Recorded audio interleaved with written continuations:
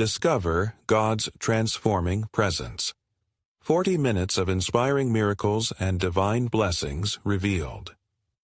In the 3rd year of Jehoiakim, the Israelites found themselves trapped between the ferocious army of Pharaoh and the formidable Red Sea. It was a moment heavy with tension, dread brewing in every heart, each beat echoing the oppressive memories of enslavement that had just begun to fade like the sun hanging low in the sky. The shadows cast by the tall cliffs loomed like specters of past torment, a reminder of chains that had held them captive for generations. Moses, their reluctant leader, stood before the vast expanse of water, his spirit heavy with the weight of his people's fear and despair. As the thunderous roar of chariot wheels approached, a storm of prayer rose from Moses' lips, mingling with the cries of the Israelites around him. "Yahweh, our deliverer, what shall we do?" His voice trembled, yet within it lay a flicker of divine assurance. To him, the situation felt insurmountable. It was a bitter irony. Freedom tasted sweet merely days ago, yet now all seemed lost. The murmurs grew louder, accusations piercing the air.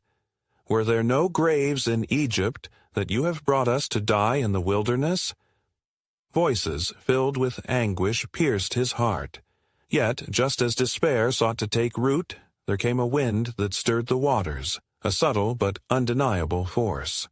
The retained power of God bloomed with a conviction deeper than fear itself, and in that solemn moment, God's command washed over Moses like a wave of fresh grace. "Tell the people to go forward." Boldly, Moses took his staff, a symbol of divine authority and promise, and approached the treacherous waters. As he raised it high, the sea responded with a dramatic stillness.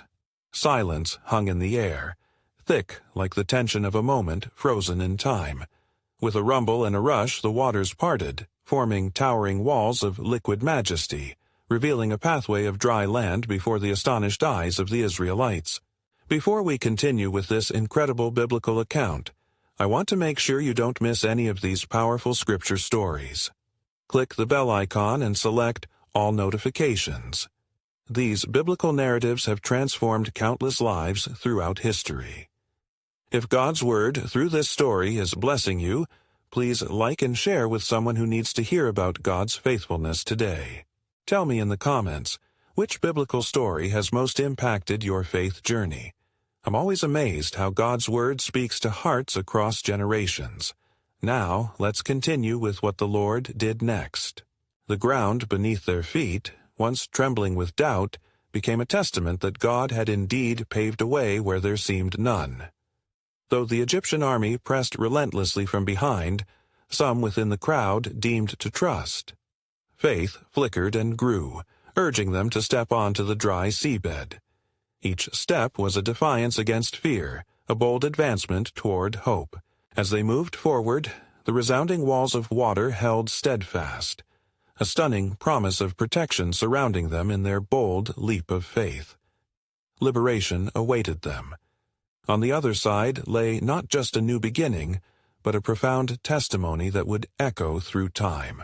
Yet uncertainty loomed like the dense mist on the horizon. Would the path lead to sanctuary or submersion?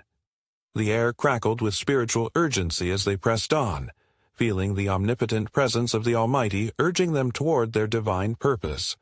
The anticipation building, hearts racing toward freedom's embrace. As the Israelites ventured deeper into the miraculous pathway, the dry ground crunched beneath their feet, a constant reminder of the miracle unfolding around them. Each family unit, clutching their children and belongings close, moved forward with urgency, bolstered by the hope ignited within their souls. The towering walls of shimmering water loomed threateningly beside them, yet faith shone brighter than fear. Moses, guided by the invisible hand of God, led his people onward, resolute in the promise of deliverance. "Fear not," he called out over his shoulder, "for the Lord will fight for you." Encouragement echoed through the ranks, harmonizing with the whispers of awe, as they paid heed to the leader whose voice resonated with divine authority. Behind them, the rhythmic thundering of Pharaoh's chariots grew ever closer, an ominous thundercloud of doom seeking to quell their anticipation of freedom. Yet the Lord, mighty in battle, remained a refuge for his chosen. With every step, the Israelites drew near to their destiny, the edge of their former life slipping away like chaff before the wind. The sea, now emboldened by God's command, held its place. Its waters, alive with supernatural energy, shimmered under the twilight sky. "Look," a young girl gasped, pointing toward the walls of water, where fish flitted between the liquid barriers. The unexpected sight caused laughter to ripple through the crowd, a momentary lift amidst the fading echoes of despair. As they neared the end of the dry path, the first rays of the dawn began to break over the horizon. Hope quickened their pace, the dawn of a new day spawning visions of liberation. Yet the relentless pursuit of the Egyptian chariots surged forward, emboldened by the sight of the fleeing slaves. The Lord, who never slumbers nor sleeps, Psalm 121:4, watched over his people with unwavering vigilance. It was then he stirred the elements, drawing forth chaos amongst the Egyptians. The wheels of their chariots bogged down, becoming as leaden weights in the mud. "They are entangled," one of the Egyptian soldiers cried out, realization dawning with overwhelming dread. In that crucial moment, a wail of fear erupted from the lips of the Egyptian host, for they knew too late the truth of the God of Israel. The presence of the Almighty turned the tide against them, revealing their folly and challenging the sovereign will of the Creator. With a final surge, the last of the Israelites crossed into safety. Moses stood at the forefront, watching as the full light of day broke upon the land. The remaining distance to true freedom pulsed like a heartbeat in the expansive desert before them. "Stand firm and see the salvation of the Lord," he urged, knowing that within seconds a divine decree would seal their fate against the pursuing army. Moses raised his hand once more, and with the resounding command of the Almighty, the waters began to crash together, a thrumming crescendo of judgment upon the enemies of God's people. In that tumultuous moment, a wave of fear swept through the Egyptians, but hope ignited within the hearts of the Israelites. This was not merely a flight from captivity, it was the unveiling of the great purpose that awaited them, a promise spoken long ago to their forefathers. And as the sea closed upon the remnants of Pharaoh's might, the breath of God's deliverance filled the air. It became evident that this was but one chapter in the ongoing narrative of divine redemption. But even as they stood in bewildering awe, their minds reeling with what they had witnessed, another thought ignited in the hearts of the faithful. What further marvels awaited this people whom God had chosen? The story was only beginning. The God of miracles had more wonders in store for those who walked with him. Then Moses and the children of Israel sang this song to the Lord, and spoke, saying, "I will sing to the Lord, for he has triumphed gloriously. The horse and its rider he has thrown into the sea." Exodus 15:1. Thus began the songs of praise, rising like incense before the throne of the Most High. Miriam, the prophetess, took a tambourine in her hand, and all the women followed her with timbrels and with dances. She led them in the refrain, "Sing to the Lord, for he has triumphed gloriously." Each voice joined as one to declare the goodness and mercy of God. The sound of their worship resounded across the dry sands and lifted to the heavens, proclaiming the mighty deeds of the Lord who had delivered them from bondage. In that moment, past sorrows dimmed, and the promise of hope shone vividly before them, as they grasped the essence of their liberation. Yet, as joy danced in their hearts, the wilderness stretched before them, unyielding and vast. As they moved onward, they found themselves in a desolate place where the sun beat down with unrelenting fervor. The people began to complain against Moses, saying, "What shall we drink?" For bitterness clung like a shadow among them. Moses, burdened by the cries of his people, turned to the Lord in prayer. And the Lord spoke to Moses, saying, "Gather the people and bring them to the waters." He led them to a pool with water that was bitter and undrinkable. "Cast a tree into the waters," the Lord commanded. Moses obeyed, and when he threw the tree into the bitter waters, they became sweet.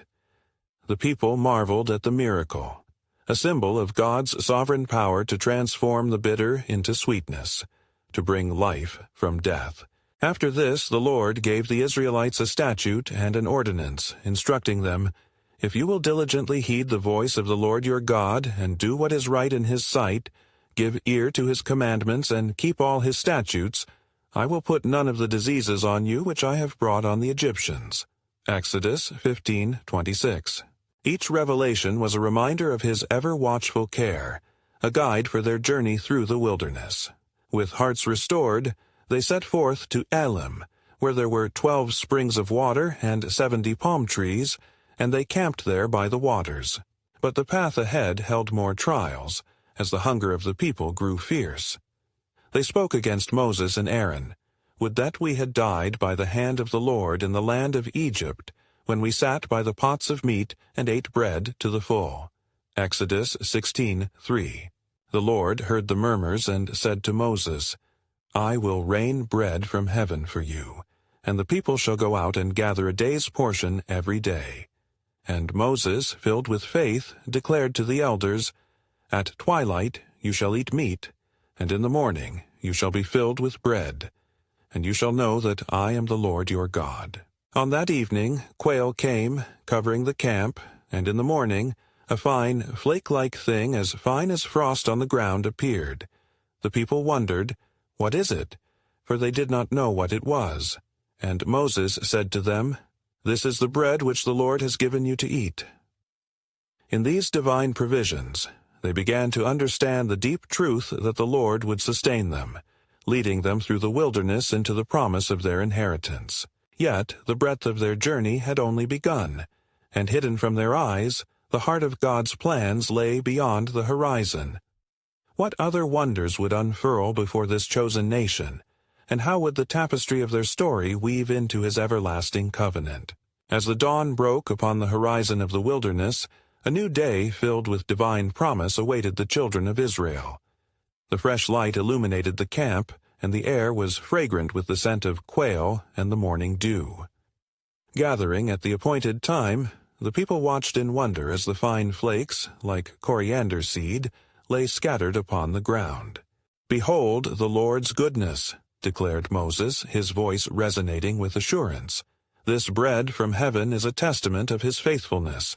Go and gather according to your family's needs, and let none be left until the morning." The hearts of the people stirred. Curiosity mingled with reverence. They began to collect the manna, each grain holding the promise of sustenance and life.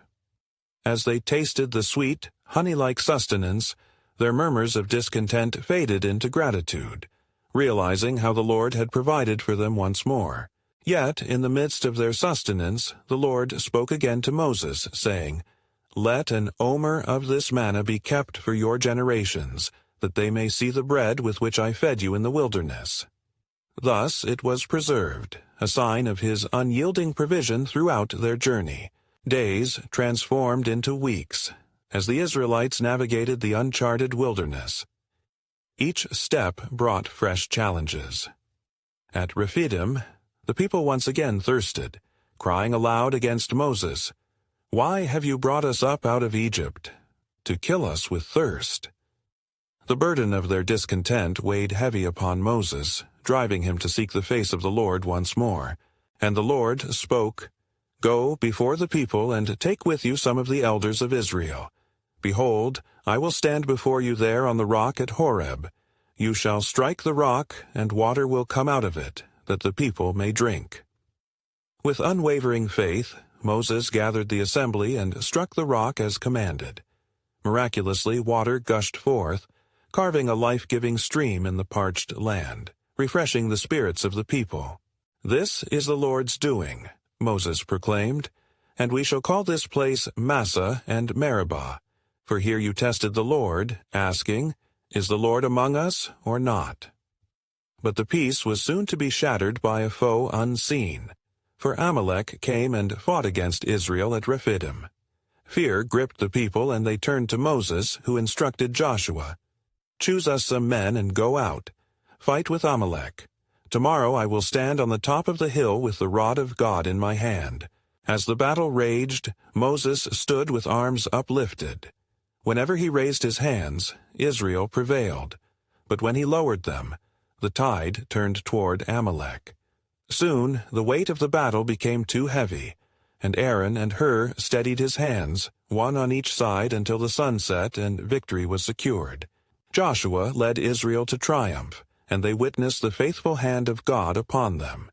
The Lord then spoke to Moses, "Write this for a memorial in the book, and recount it in the hearing of Joshua, that I will utterly blot out the remembrance of Amalek from under heaven."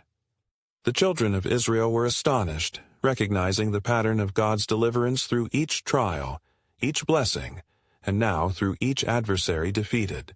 Yet what awaited them remained veiled behind a divine curtain, their path toward Canaan marked with God's sovereign plan unfolding before their eyes. Would they remain trustful in His providence, or would doubt once again cloud their hearts? For in the desert of their trials, a promise awaited, a promise that could reshape history and echo through eternity. As the days continued to pass, the children of Israel pressed onward through the wilderness, their hearts alternately lifted by divine wonders and weighed down by the deep grooves of doubt. Shadows danced beyond the campfires at night, filled with the whispers of their fears and longings for the comforts of Egypt. Moses, weary yet resolute, sought counsel from the Lord, his spirit aflame with the weight of his leadership. The weight of the people's hearts burdened him.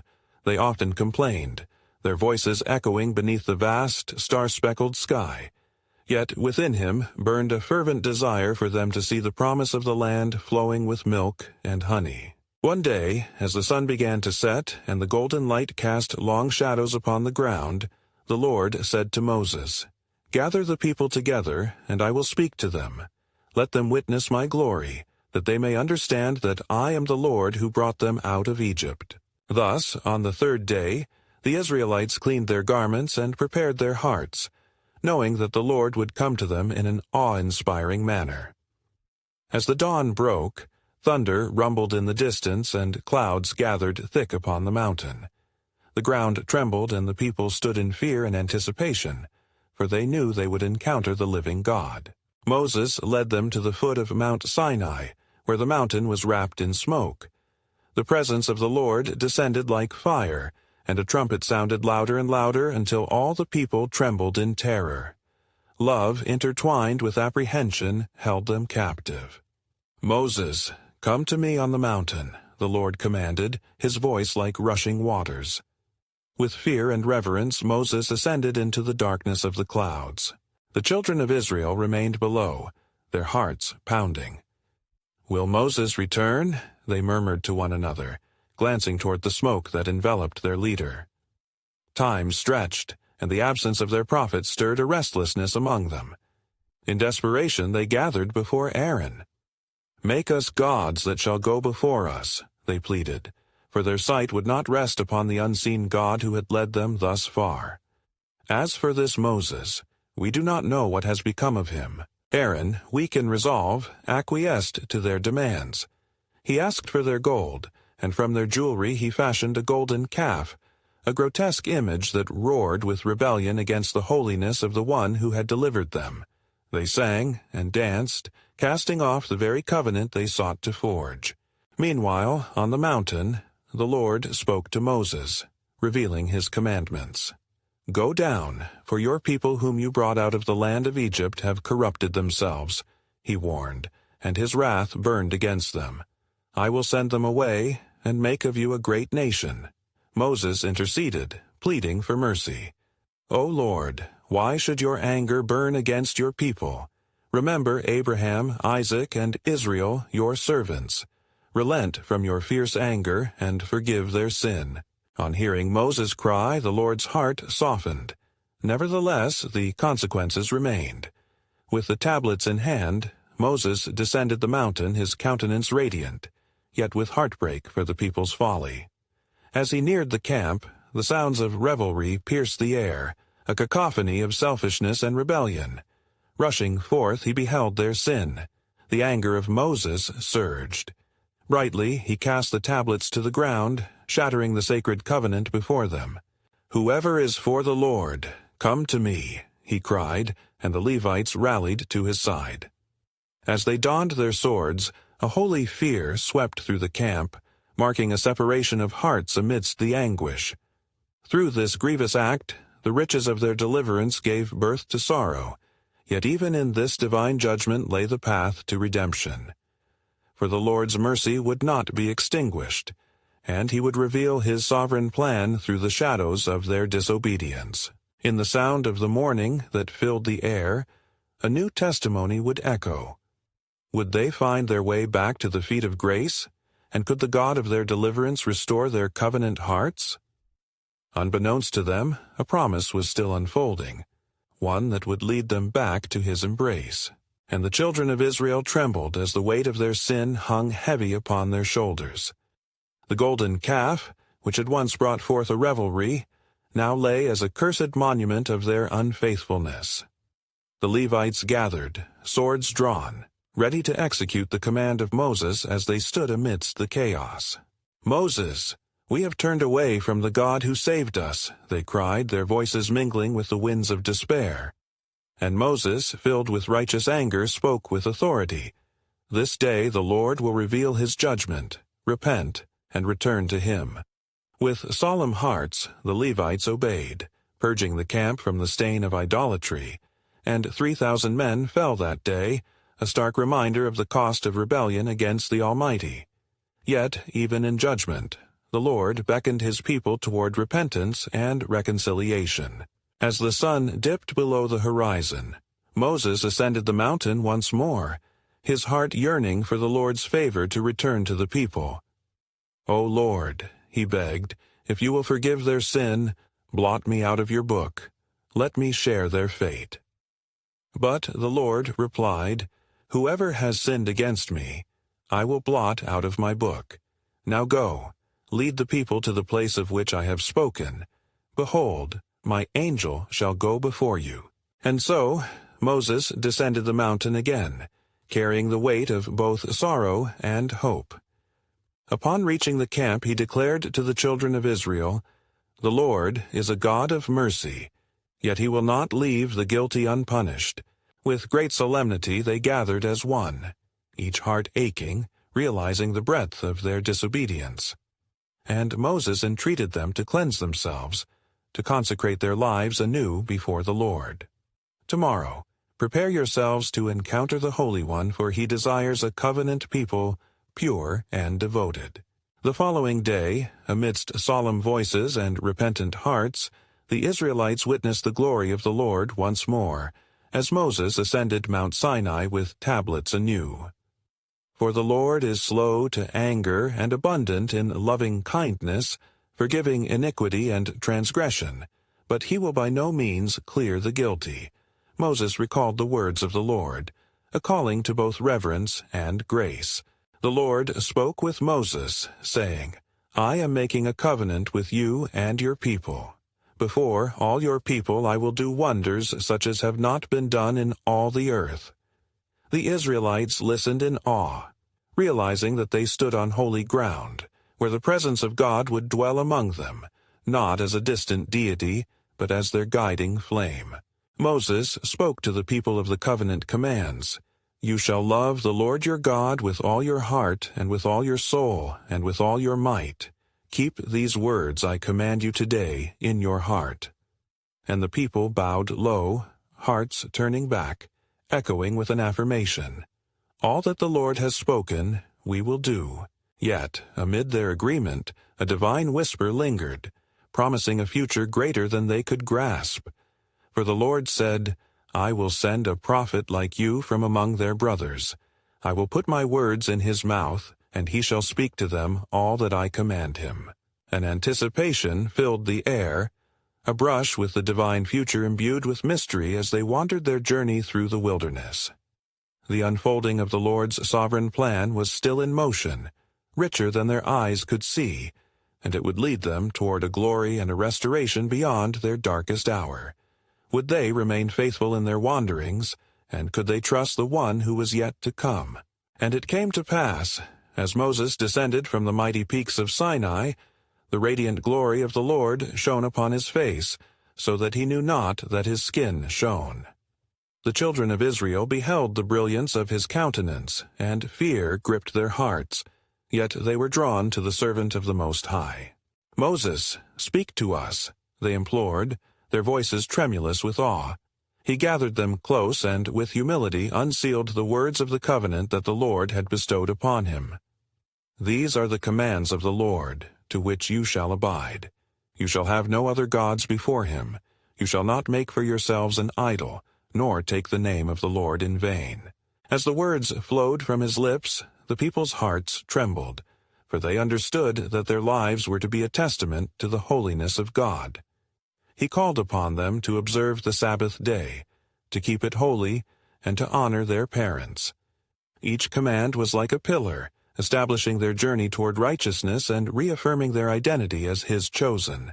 The heavens echoed with the seriousness of the covenant, and the people responded with reverence, affirming, "All the words which the Lord has spoken, we will do." Their unity surged, a fervent resolve ignited among them. Yet deep within, shadows loomed, for they grappled with the weight of their past transgressions. As Moses continued to speak, the Lord instructed him further, saying, "Make a sanctuary for me, that I may dwell among them. According to all that I show you the pattern of the tabernacle and the pattern of all its furnishings, even so shall you make it." A promise unfurled. God would abide with his people amidst their imperfections, drawing them ever closer to his grace. Moses relayed these heavenly designs to the elders and leaders of Israel. The people stirred in their hearts, and those who were skilled came forth, bringing their treasures and freely giving of their gold, silver, and precious fabrics. The laborers united, weaving and crafting with purpose. They pursued the vision of a dwelling place for the Almighty, their hands transformed from instruments of idolatry to vessels of divine creation. Yet among them a dissenting spirit lingered. The whispers of doubt filled the air, testing the resolve of the people. Can the God who redeemed us truly dwell among us, we who have so sinned against him? They pondered in secret, hearts wavering at the threshold of faith. Moses, discerning their troubled thoughts, pleaded with the Lord, "Show me your glory."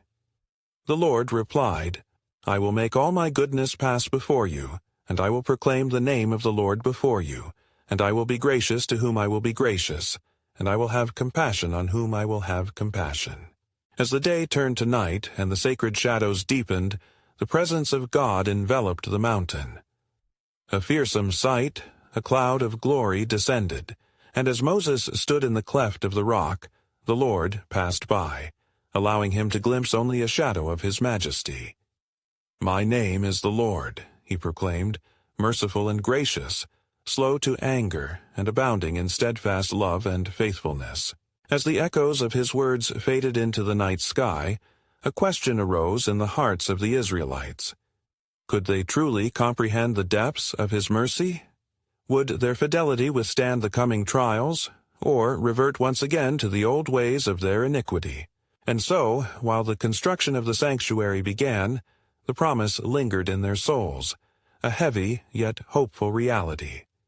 For amidst their preparations, a profound truth unfurled, that the God who would dwell with them was also preparing their future, woven intricately into his divine tapestry, leading them toward a greater revelation yet unseen. What mysteries awaited them, hidden beyond the wilderness, in the unfolding of his sovereign plan? And it came to pass, as the days rolled on, the people of Israel gathered to witness the unfolding of the divine instructions for the sacred sanctuary. Each morning they arose with expectation, their hearts beating with the rhythm of hope, while the skilled artisans among them began their labor, threading together a tapestry of worship. Moses called the artisans forth, saying, "The Lord has appointed Bezalel, son of Uri, to lead you in this work. He is filled with the Spirit of God, in wisdom, in understanding, and in knowledge, and in all manner of workmanship." And all the congregation rejoiced, for they saw God's hand upon their leader, and hope ignited anew within them. Bezalel moved among the workers, his hands deftly crafting the lampstand, forging gold with the art of a master. As he worked, the light of the day mingled with the brilliance of the gold, casting shimmering reflections, echoing the glory of God which enveloped the very place they labored. The women wove the curtains of fine linen and indigo, their hands dancing with skill, while the men fashioned the altars, each blow of the hammer declaring, "This is for the glory of the Lord." Yet amidst this fervent devotion, the shadows of disbelief lingered still, whispering doubts deep into the hearts of some. "Will the Lord truly dwell here?" they questioned, gazing at their hands stained with the weight of past sins, uncertain of the promise that their God would abide with them. Moses discerned the growing unease among the people. He encouraged them, "The Lord is not afar off. He indeed walks among us, and his heart longs for us to draw near. Remember his words, 'I am the God who brought you out of Egypt.' Let this sacred work be an act of remembrance." And so the people, stirred by Moses' words, intensified their efforts, forging a radiant dwelling for the Most High. They gathered stones, cut timber, and offered sacrifices of praise, laying their burdens upon the altar of gratitude. Their unity in purpose became a sweet aroma, rising to God's ears like the smoke of their offerings. As the sanctuary began to take shape, the cloud of glory that had enveloped Sinai shifted restlessly above them, a tangible reminder of the divine presence now woven into their midst. The elders gathered, and Moses instructed them, saying, "When the cloud ascends from the tent, we shall journey onward, but when it remains, there shall we abide. The Lord will guide us." This promise ignited within them a new courage. The atmosphere thickened with anticipation, for they knew that God was not only a distant promise but a breathtaking reality that now beckoned them into an eternal relationship. One fateful dusk, as the sun dipped below the horizon, the cloud parted and descended in brilliant splendor, resting upon the sanctuary. The elders accounted for every detail as the glory of the Lord filled completed spaces. They witnessed the extinguishing of their doubts amid the survival of the sacred. That night, as Moses stood before the people, he beheld the pavilion of the Most High, and his heart swelled with unspeakable wonder. "Behold," he proclaimed to Israel, "the Lord has come to dwell with us. His love endures, and his promises are unfailing. He has prepared a way for our redemption and a destiny filled with purpose." Yet, even as joy filled their hearts, a shadow lingered. In the depths of the people's minds, fear whispered of setbacks and trials yet to come. Would they remain faithful?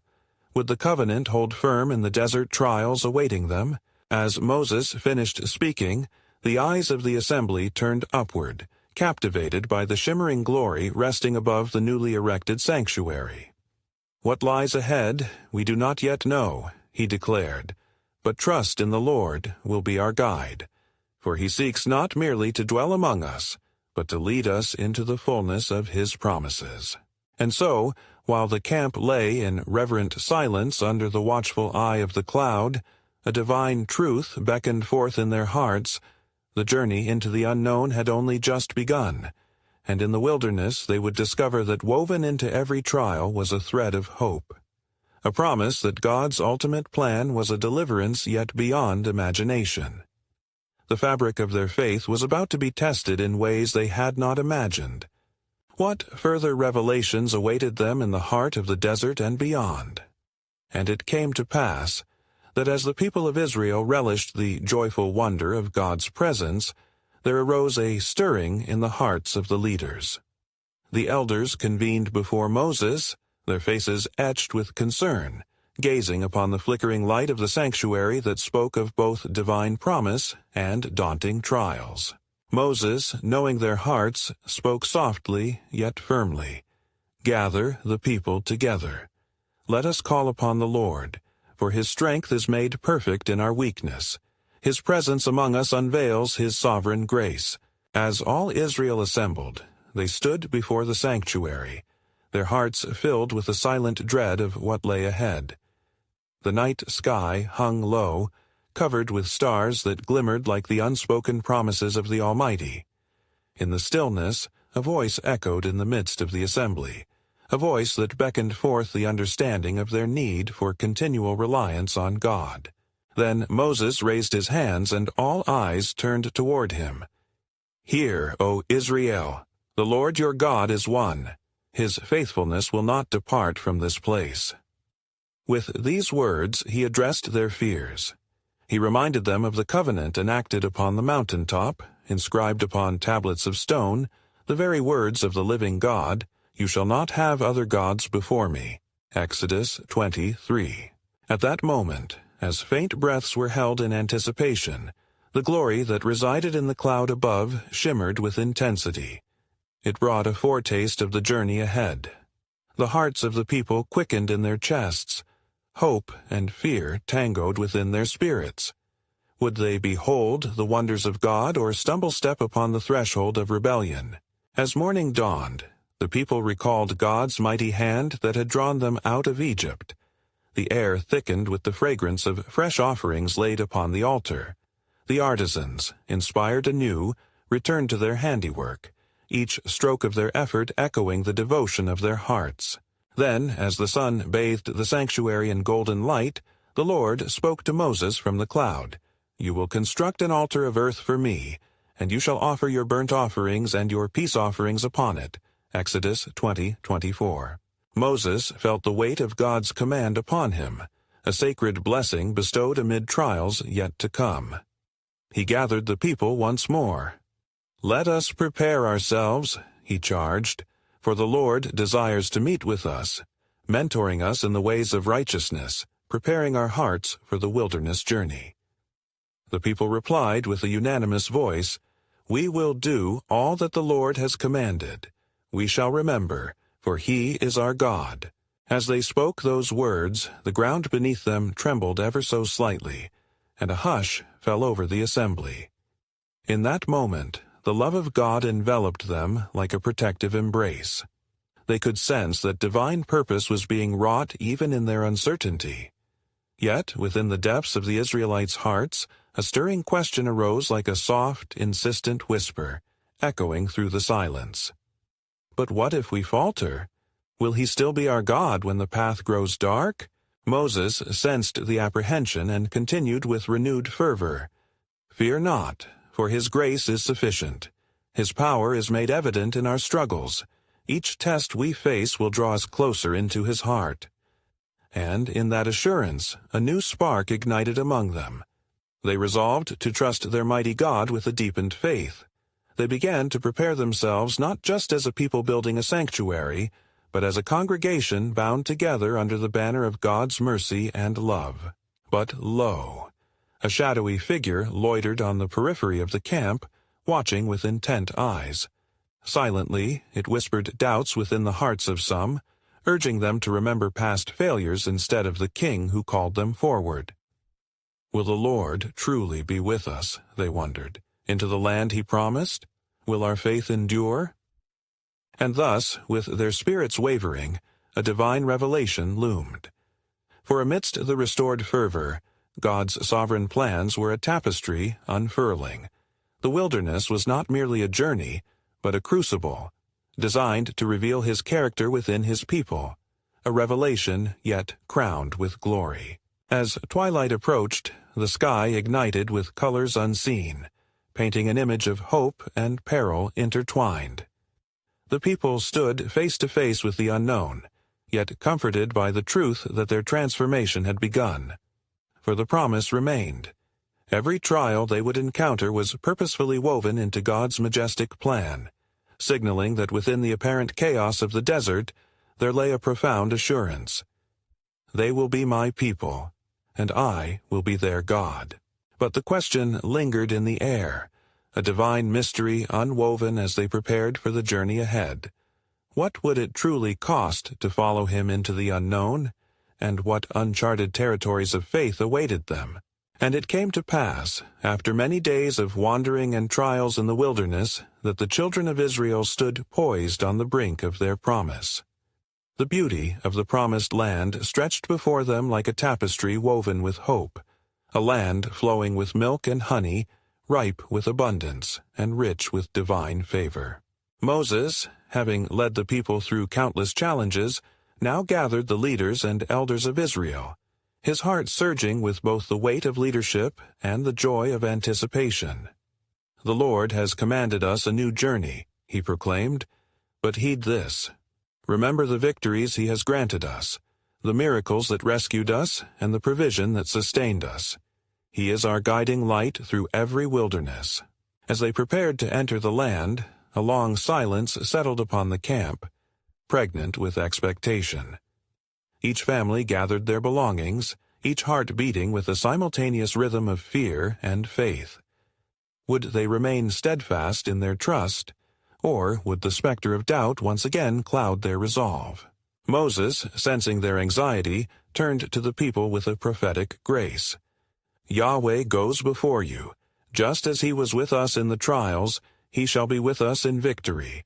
Be strong and courageous, for the Lord your God is the one who fights for you." His words stirred something deep within them, igniting a fire of belief that they could indeed claim the land promised by their forefathers. As they crossed over into Canaan, the ground trembled not with fear, but with the praise of the soon-to-be inhabitants who would walk in the fullness of God's promises. "Look upon this land," Moses declared, "for it is a gift from the Almighty, an inheritance for generations." The sun ascended higher in the sky, bathing them in warmth and light as they set foot in this new realm. It was as if heaven itself rejoiced alongside them. The faith of their ancestors, woven through the stories of Abraham, Isaac, and Jacob, now manifested in vibrant colors of beauty before their eyes. They had journeyed from bondage to blessing, and now the time had come to dwell in the bounty of God's provision. Yet, even amidst the glory, God reminded them through Moses, "Remember, do not forget the Lord your God who brought you out of the land of Egypt. For in times of abundance, do not let your hearts be turned away by the treasures of the earth. Remain faithful to him, for your God is a jealous God." Overcome with gratitude, the children of Israel assembled at Shechem, a sacred place where generations before had laid their hopes before God. With one voice they declared their commitment, saying, "We will serve the Lord." As the echoes of their declarations filled the valley, the Almighty smiled upon them, bearing witness to this covenant renewed. As they established their homes in the Promised Land, they built altars of stones, remnants of their journey serving as a tactile reminder of the faithfulness of God. Each stone told a story, of despair turned into delight, of loss transformed into love. In their gatherings they recounted the great acts of the Lord, ensuring that generations to come would learn of their history, their struggles, and their triumphs. And so it was that God's people thrived in a land of promise, nurtured by victory and driven by a singular loyalty to the one who had redeemed them. Prophets arose among them, leaders who guided them in righteousness, continually pointing to the covenant and calling the people to live in grace and truth. As the years flowed like honey through the halls of time, the promise of God unfolded through them, his sovereign will meticulously weaving the tapestry of their lives into one glorious narrative that echoed across the ages. Connection with Yahweh solidified their identity as his chosen people, forever marked by his unchanging faithfulness. And thus, in every season of joy and despair, they knew resolutely, the God who led them out of Egypt would never forsake them. For amidst the hills and valleys of their lives, they had encountered a divine promise fulfilled, a living testament of how unfathomable grace and relentless love had birthed a nation destined for greatness.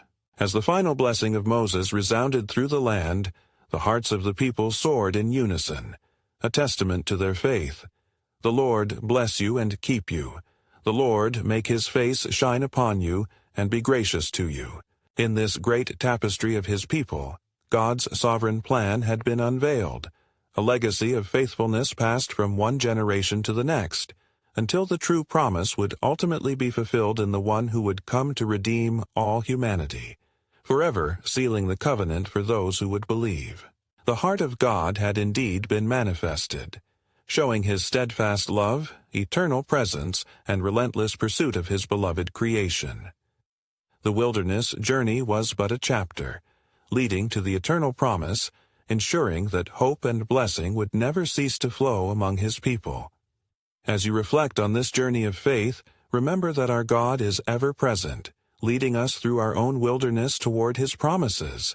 Now, dear friend, you need to subscribe now to stay connected to God's Word. Don't wait even one more second to share this powerful testimony with at least 5 friends who need to hear God's truth. Show your support by leaving a "like this instant." Your engagement helps spread biblical truth through the algorithm. And we want to hear from you. Comment your spiritual reflections below, sharing how this biblical story has impacted your faith. Together, let's continue to magnify his glory and reach more souls for Christ.